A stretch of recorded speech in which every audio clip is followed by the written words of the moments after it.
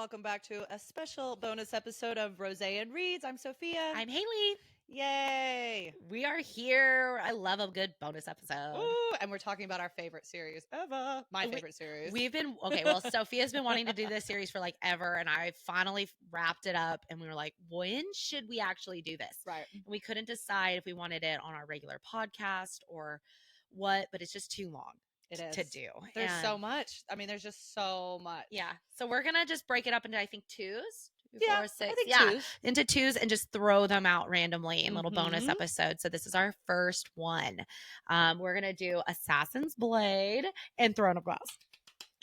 Sarah J. Maas Universe. Go. Okay. We're pumped. Yes, this is my favorite series of hers by far. I read it second after A Court of Thorns and Roses, you, right? Yeah? Yes, yeah. I read A Court of Thorns and Roses, this one, and then I'm still on, so no spoilers for anybody. Do not spoil it for me. Crescent City. Are you still on the second one? Yeah. Oh, yeah. I've been just MIA on reading. Reading and listening, kind of, sort of, but it's just been a busy time lately. I'm so End busy. Of school.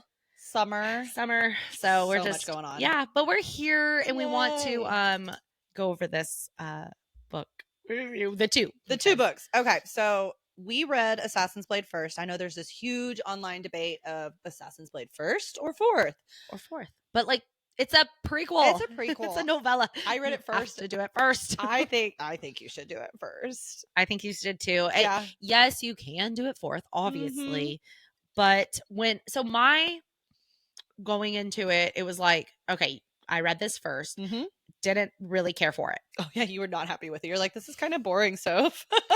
So nothing really happens. I don't know these characters, which like that's the point. You're really not supposed to. Right. You get the gist of everything, and but a lot happens, and you meet a lot of key players. And she's all over the world. She starts in Skull's or Rifthold, then goes to Skull's Bay, then the Red Desert. She's just all over the place. She meets Irene, which I really didn't like Irene's chapter. It was boring. Oh my god. Okay, so I actually kind of liked it. I did think it was a little boring, and I didn't understand it. Oh, I didn't get it either. I was like, why are we getting this story of this random lady? She's just sitting there at the table and she's like sulking, and you're like, stop. Yeah. Stop. You are like 16. You have nothing to sulk about. Her attitude is just like so bad throughout this whole book. It's really bad. Oh, Selena. Yeah. So, okay, well, let's back up then. Let's start at the beginning We're going to just kind of like talk through it. We're not going to go over like every single detail, but I feel like these are broken up into the little stories of itself. Yeah. So starts with Rolf's story, right? Yes. So in Skull's Bay. Right. Which I liked that story. I loved it. Loved the pirates. Same. I loved Rolf. Yeah. And when you listen to it, I like the voice that she gives him. Oh, so I didn't listen to it. So it's cool. No. I did listen to it. I didn't read it. So right. I can't really remember the voice, but she gives him like this accent, and it's just, I don't know. I liked the accent. I liked Rolf a lot, even though he tries to kill Selena. Makes sense though. She stole his slaves. Yeah, she really twists it up there. Right. And she destroy some ships, like knocks over some stuff. A lot of shit. Yeah. So she goes in and she's like, no, we're not going to take these slaves for Arabin. We're going to destroy the whole place, basically. Yeah. And Arabin is like, no, those are my slaves. Yeah, when she gets back, she definitely gets punished for that. Her and Sam. Yeah. Yeah, poor Sam. I love Sam. I love Sam too. I loved his chapter at the end. Sam was great. And so they destroy Skull's Bay, and then what? And then they bounce over to Irene, right? Right, because she gets back. Arabin's really pissed, beats her to shit, and sends her to the Red Desert for punishment.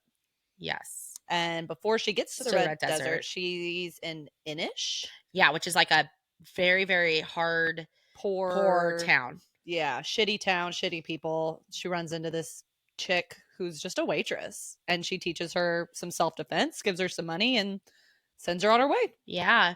The world needs more healers. The world needs more healers, which I knew she was going to come back around. Like, you kind of got that feeling. Yeah, the vibe is there, definitely. The vibe's there, but it was like, when and how? Like, what? Because it's so far later that she could bring these people back. I know. About her. Yep. And then when she did bring her back, and I was like, holy shit.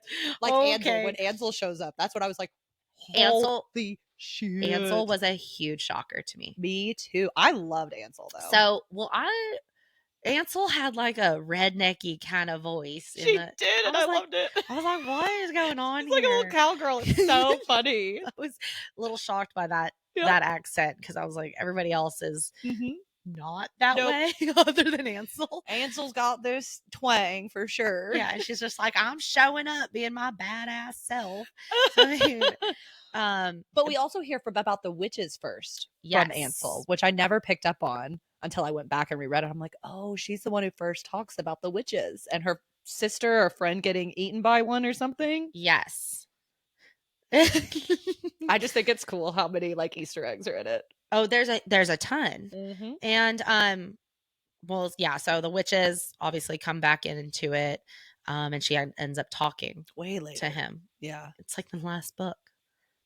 Wait, what are you talking about? The witches talking about who? Now I'm confused. Well, okay, wait. There's a part in there that, what's his name? The shifter's uncle. Oh, Falcon. Falcon. Sorry, I forgot Falcon about is Falcon. there. He was there. He's the merchant. He's the merchant with the spider silk. Yes. Ooh. Sorry, that's honestly what I was thinking about, and I forgot about the witches part. Yes. No, you're right though. Yeah, that was a big shocker so too. That was really cool reading about that, and I was like, "Holy shit, that's in the very first book." Yeah, it's like, whoa, wait, 8 books ago. It's coming back to me. So that was kind of neat. 8 books ago. There's so many. I know. So that was neat to tie that in. It was okay though. Even Ansel saying, it was like, I was wondering why she didn't shoot her. Yeah. She's like, boop, and like let the thread in arrow the go. world. That's when she starts saying, I felt this thread in the world, and that's why she gave her extra time or something. Selena always has these like feelings. I love the name. Selena? Yes. Yep. I liked that. I like all the characters set up. And I like you're how just she's bouncing around the world. I think that's cool. Yeah. And you're getting to see the world building. Right. So that's her life cool. as an assassin. Mm-hmm. And honestly, okay, at the end, it's super sad what happens to Sam. Yeah. She's double crossed by Arabin, which yes. fuck that guy. I'm sorry. He's awful. So you already get to see like this person that she's supposed to trust that saves her, trains her, and gives her this huge reputation. I mean, it's just everybody knows who Selena Sardathian is. Like everybody. Assassin. Yes. And so it's really, it was really sad. It was sad to see that about Sam, and like it was her first love. Yeah. And she never got to do it with him, which I mean, she's only 16, so that makes sense. Well, yeah, she like barely kissed him. He didn't want to do that. I did like how she did that, though. I like how she kept it like PG because she is only 16. It's like, I mean, you'd be kind of, holding back. But don't you think that like when I read these type of books, do you picture like medieval times? Because that's kind of what it is. Oh, yeah, they've like got carriages. Yeah. Yes, very Renaissance. Okay, because that was like not modern at all. No, and everything happens back then very early.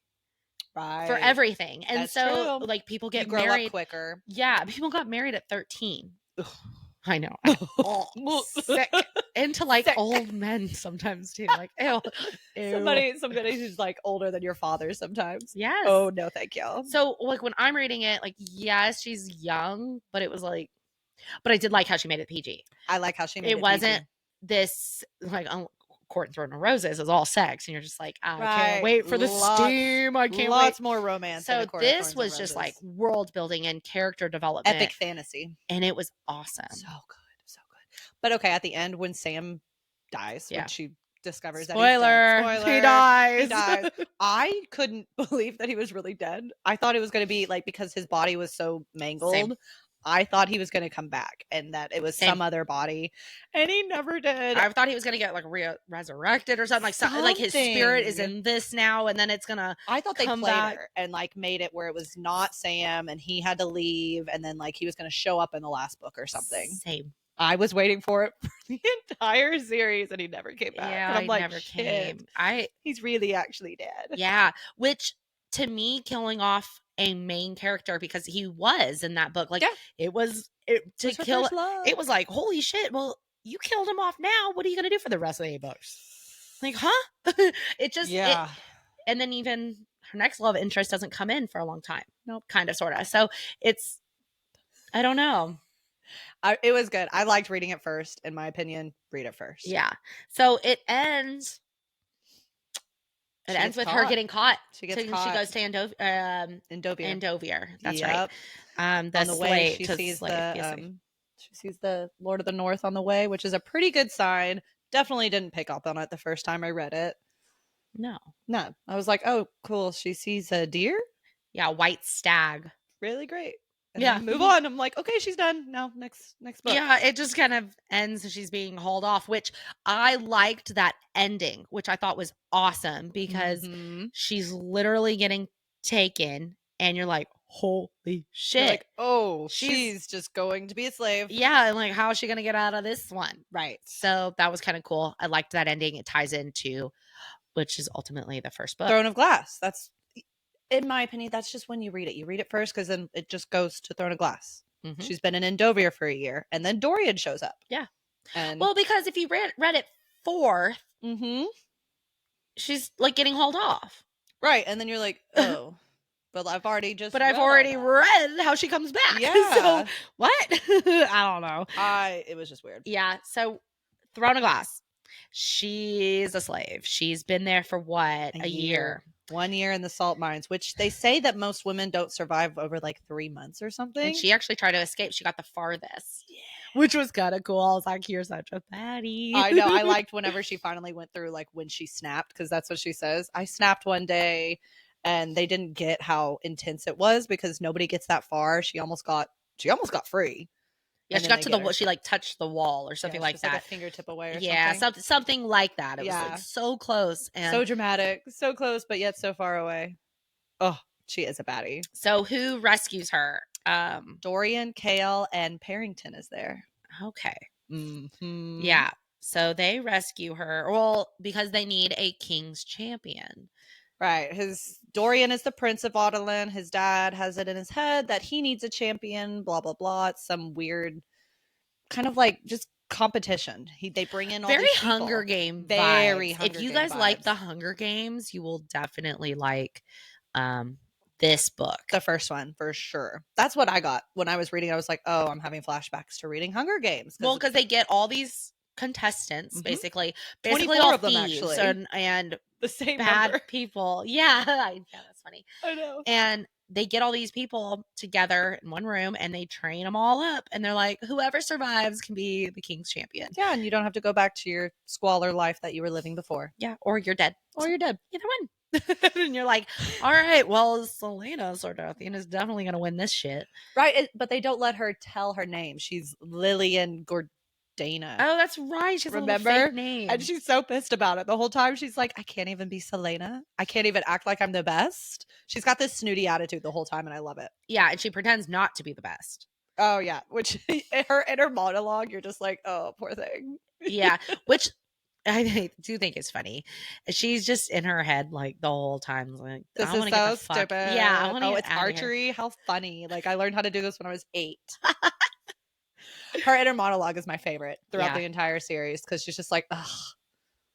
And then we get introduced to we have Kale and Dorian. Let's talk about them. So when I was like, oh. I remember texting Sofia and I was like, there's definitely going to be a love triangle here. For sure. Like, it has to be. And there really wasn't. Kale likes her. Dorian kind of likes her. Yeah. And so you just are like, all right, what's actually going to happen? Nothing really does, even in this first book. No. I think she kisses Dorian or Dorian kisses her. He's more interested in this book. Yes. But he's just kind of snooty prince. Like, oh, you're an assassin, you know. I want you to win and all, but like you're just an assassin. And he like flirts with all these other girls and he's like has girls hanging all over him. And then there's Kale who's actually really sweet and helps her. And do they start going on their runs in this one? They start running a lot. Yeah. Through the garden. Which I like. And they start to just you can tell that Kale is I called her Chol whenever I first started reading it, and it's really hard for me to still say Kale. Kale. Did you notice it's like chaos? Well, it is. For some reason when I read it, I was like, interesting. You caught that? I definitely did not catch that. Really? Yeah, no. I thought it was Chol. That's why. Chol. Joel. Like, I can't. I'm sorry. It was really bad. But I guess you read it, so like I only listened to it. So Yeah. she's saying kale. Yeah, So she's saying kale, and that's whenever I listened to her, I was like, oh, I'm interesting. really wrong. But it's funny when you read it something and then you listen to it and you're like, oh, well, that Completely sounds different. weird. Like Yeah. I've been calling it this the whole time. Oh, like, well, that's for later on. Anyways. Yeah, I know it's hard not to give stuff away. I know. I was like, oh no, never mind. Yeah, Kale and Dorian. So there's definitely some heat between with sparks, not even heat. There's just little sparks that you notice between the two, and you're like, something obviously is going to happen. So that's put on pause, and then we meet Nehemia. I love Nehemia. I love her too. She barely speaks any English. And you're just like, oh, she's got here. her braids and her she's ethnic here clothing. to make peace between her land and she's trying to. She's trying. Eelway is the one.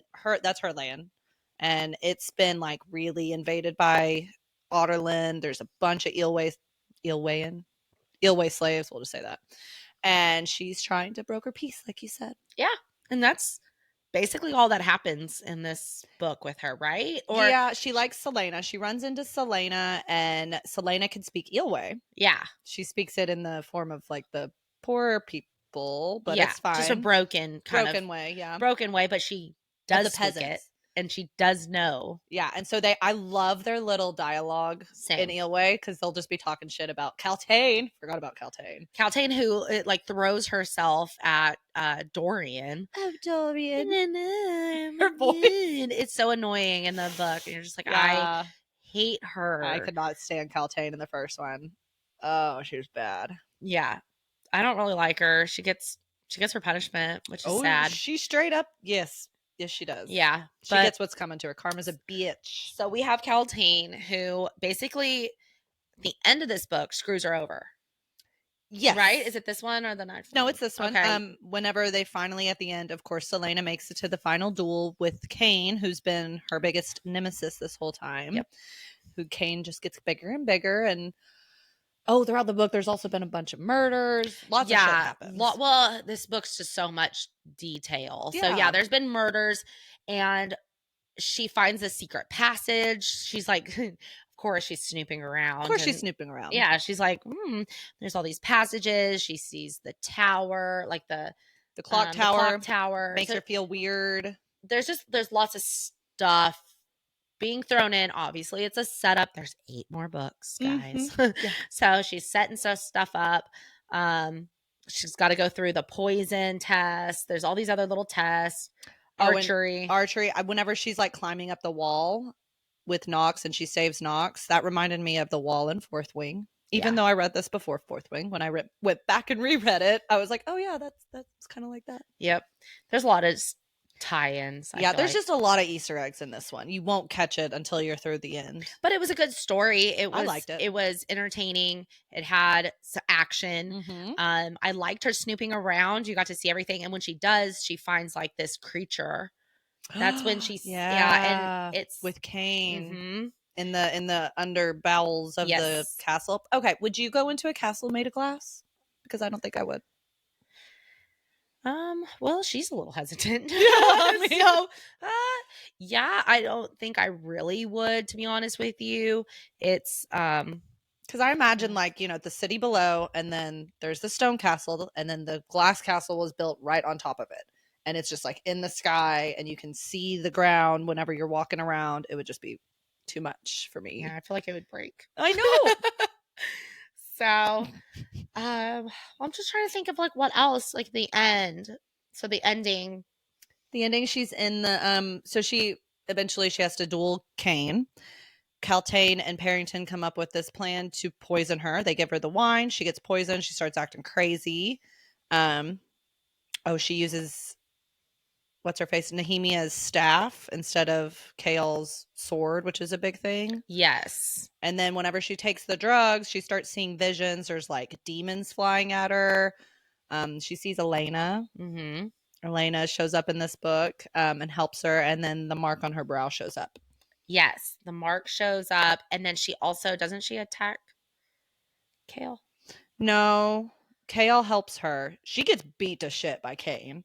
That's what it is. Yeah, and then they call it over because she's obviously something's going on with her. And then Kane tries to kill her, but instead Kale kills Kane. Yes. And that's the end, basically. Yeah. Yeah. Yeah, I liked it. I Good stuff, guys. I really, really, really like this series. Almost all of them are like a 10. Oh, for yeah. me. Total But, 10. I mean, I really like Throne of Glass. I would say that's like a 9 out of 10. Yep. Assassin's Blade, I didn't care. It was very slow at first. I just remember being like, what is this about?